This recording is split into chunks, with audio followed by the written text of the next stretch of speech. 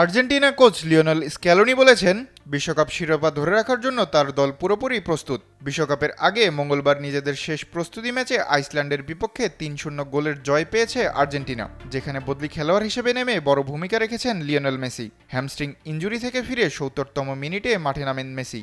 মাঠে নামার পর প্রথম স্পর্শেই তিনি পেনাল্টি আদায় করে নেন এবং সেটি থেকে গোলও করেন। ম্যাচে ভ্যালেন্তিন বার্কো এবং থিয়াগো আলমাডাও গোল করেছেন।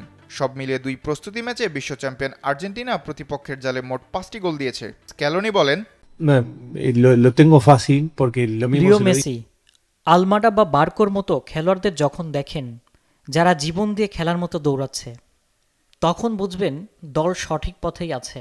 টুর্নামেন্টের বাস্তবতা নিয়ে আর্জেন্টিনা কোচ খোলামেলা আলোচনা করেন। তিনি বলেন, que me están garantizando es que van a dejar বিশ্বকাপে todo. আমরা সবাই জানি যে যারা ভালো খেলে তারাই যে জিতবে এমনটা নয়, তবে আমরা কথা দিচ্ছি শেষ মুহূর্ত পর্যন্ত আমরা লড়াই চালিয়ে যাব। আইসল্যান্ডের কোচ আর্নার গুনলাউকসন পরাজয়ের পর কিছুটা দার্শনিক দৃষ্টিভঙ্গি প্রকাশ করেন।